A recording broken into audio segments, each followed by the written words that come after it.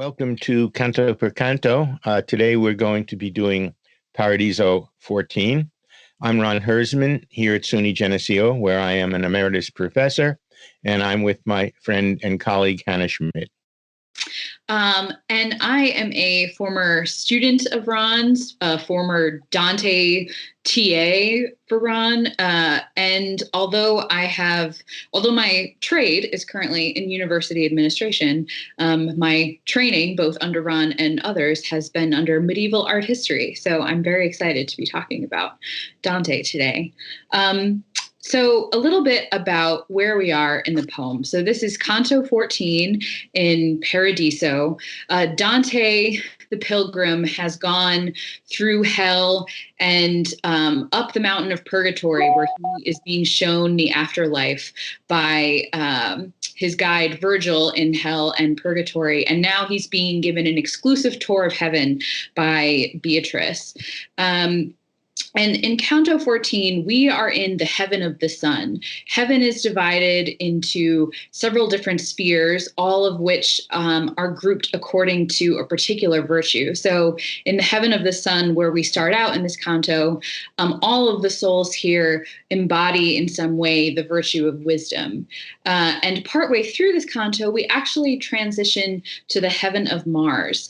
And in the heaven of Mars, the virtue that all of those souls represent, crusaders and other people that Dante will have some very interesting conversations with, the virtue is courage.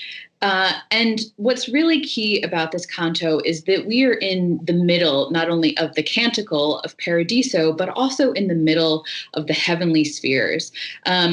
According to Dante's geography of how the different heavenly spheres are arranged, there's something that's very central, not only about these two spheres, both the sun and Mars, but also about the virtues they represent, wisdom and courage. So, the first half of Paradiso, he's traveled through the moon, through Mercury and Venus, and he's been in the sun for a little while now. And then if you add the sphere of the stars and the prima mobile, Mars is the center. The other ones that come after Mars are Jupiter and Saturn. So this canto is very important because of its centrality, and the message that Dante is relaying in this canto is really at the heart of the commedia itself. It seems to be the case in this transitional canto where we're moving from the heaven of the sun to the heaven of Mars, that more of its energy is directed to where we have come from, because it seems that what's happening here is we're getting some really important takeaways about the entire discourse that we've had on the nature of the virtue of wisdom. But it's interesting to think about it in terms of this sort of balance between the two, this transition that we are in. As Hannah said, when we get to Mars, there's going to be a discussion of the nature of courage, and that's going to take place with Dante's great-great-grandfather, Cacciaguida.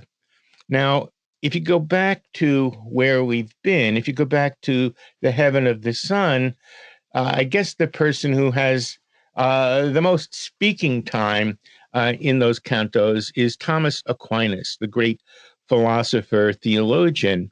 The interesting thing for me in this transition is that in going from Thomas Aquinas to Cacciaguida, we're going from a public figure, somebody who essentially, an obvious choice for Dante, a theologian philosopher who has remained, even in our own time, some would say, the dominant voice of medieval philosophical and theological thought.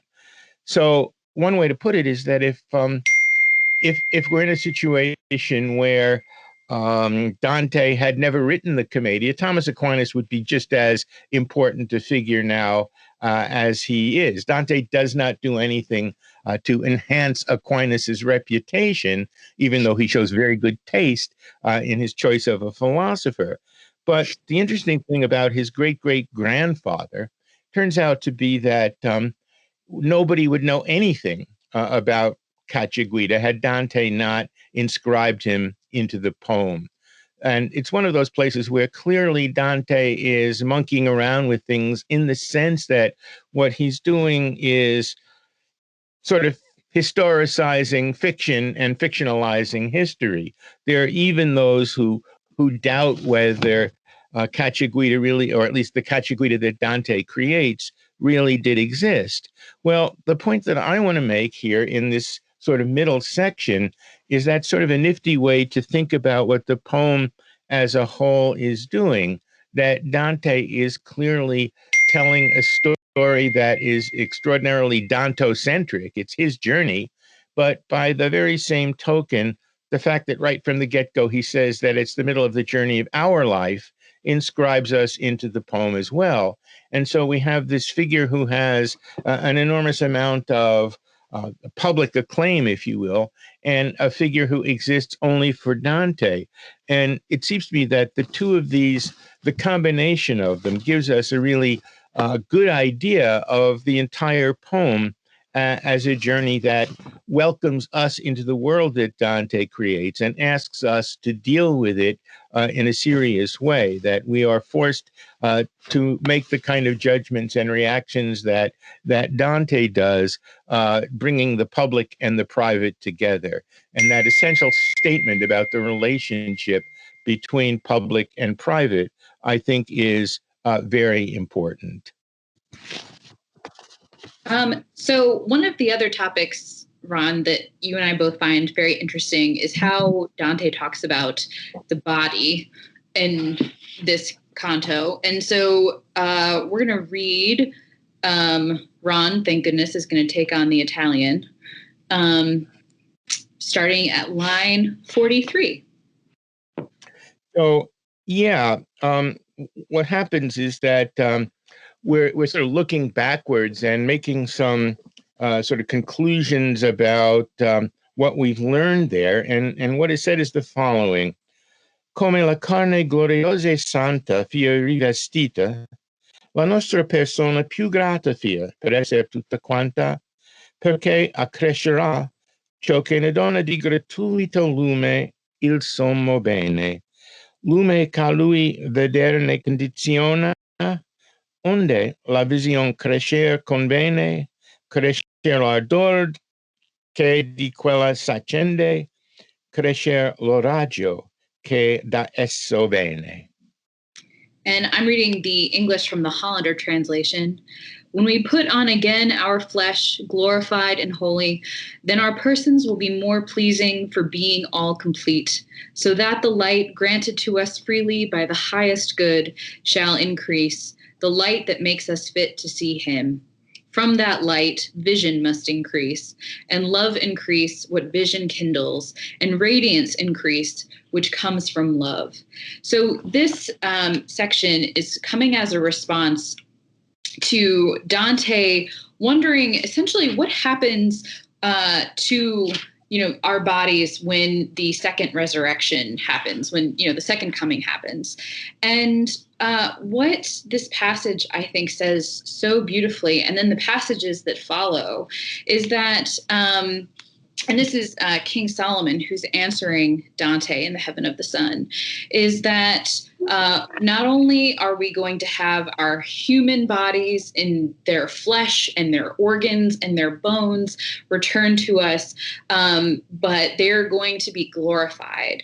And that the body is something that is glorified and holy, and humans are complete when their bodies and souls are together again. And this is such a radical idea, because there is so much, in the medieval Christian tradition, and I think one would say in the modern Christian tradition, that really vilifies the body in terms of thinking that it is just a vessel for you to mess up and sin and make mistakes of all different types. And Dante has shown us throughout the rest of the poem, just what kinds of mistakes are possible in a human body. But what Solomon is telling him here in the Heaven of the Sun is that the body can be a vehicle for salvation. A little later in the poem, in the canto in lines 55, he says, it's the splendor that unfolds us now will be surpassed in brightness by the flesh. And, later on he says, our body's organs shall be strengthened to deal with all that can delight us. There's such a non-ephemerality that's emphasized here. They will be physically, resurrected with our bodies. And the other thing that this really emphasizes is the necessity of Jesus's incarnation. The whole point that Dante is slowly being led towards here is this vision of the Trinity at the end. And what in some ways this passage is telling us is just how, glorified and holy Jesus's human body was, and how necessary it was for God to be incarnate man in order to save other men and women. And that Jesus's humanity was not the least of him. And finally, just one thing that I love so much about this is that Solomon also really tells Dante that, one thing about not only about being reunited with our bodies, but that we're also reunited in some ways, or I shouldn't say reunited, we're never separated from the desires that come with those bodies. In lines 61 through 66, he says, people are not just looking forward to being reunited with their own bodies, but also for their mothers, their fathers, and all their other loved ones to be reunited with their bodies. And that's such a human desire to want to see your loved ones to be their best and most complete self. Whereas, in Inferno, the souls in hell only see other people in relation to themselves. Here in heaven, people are seeing their loved ones for being their truest selves apart from just your own self. I want to piggyback on that in a couple of ways.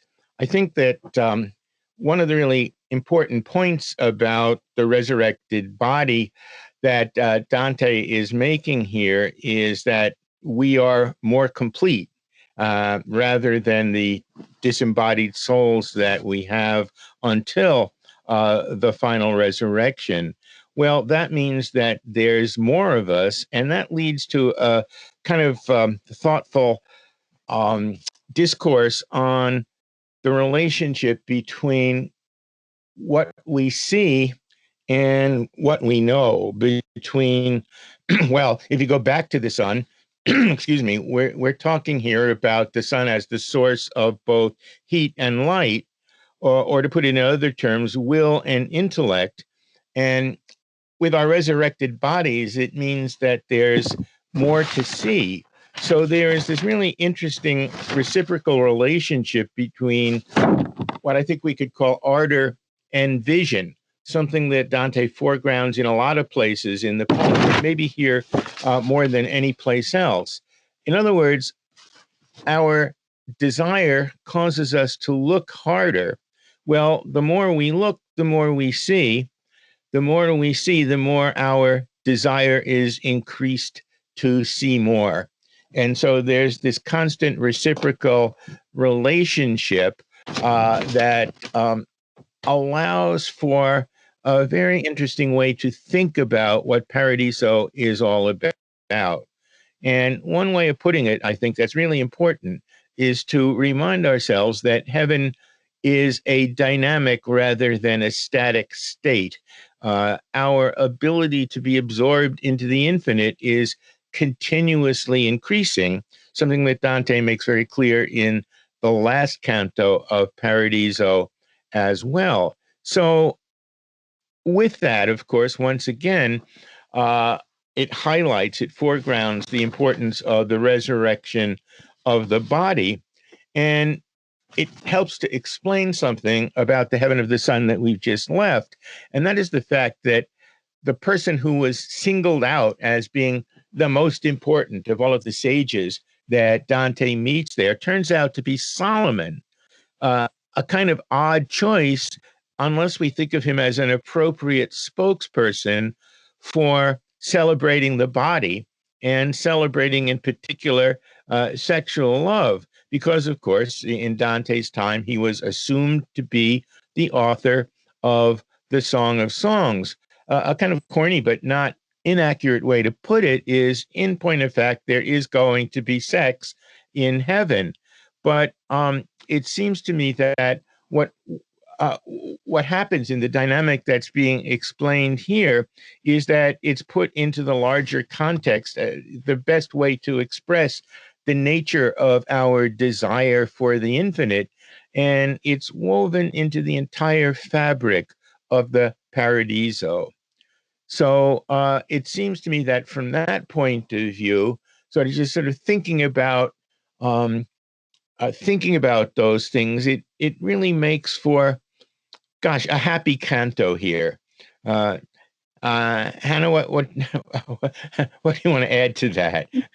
Well, I think what is so great about this canto and is so just so lovely, really, is that Beatrice is Dante's guide throughout the whole of heaven, and I mean here he is talking to King Solomon about the nature of the resurrection, and he's being assured by Solomon that he is going to be a more complete person with both his body and his soul after the second coming. Like for someone, for Dante, I would think this would be a huge relief.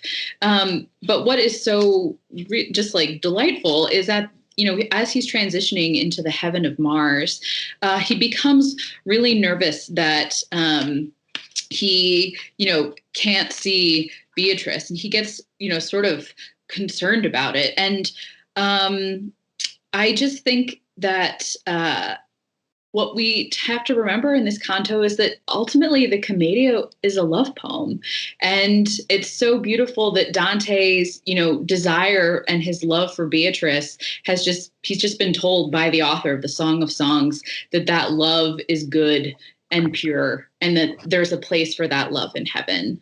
And I think one final thing that I really love about this canto is that there's so much good imagery in it. This is such a small thing, but there are all these images throughout this canto that, I mean, we're talking, in the year 2021, this is 700 years later. And there are these images, like water being hit from this, in a bowl where the ripples go out, or the motes of dust in sunlight. And these are images that we can imagine and can obviously identify with, even though Dante was writing in a very different time. So this whole canto is such a celebration of humanity. It's 700 years later, and both this glorification of love and the human body and all of the little things about our humanity are being glorified. And just to add one final thought to that, the glorification of humanity, the celebration of humanity that is there, seeing things in relation to God is what makes us most human. We're not denying anything of our own individuality. What we're doing is figuring out how that individuality is best seen, and that is in terms of complex relationships. Again, something to think about in this time now when we're learning to suffer, or when we're suffering the absence of relationships in one way or another. Okay, good. So we thank you. And Allison and the folks at NYU and the Dante Society for giving us a chance to do this.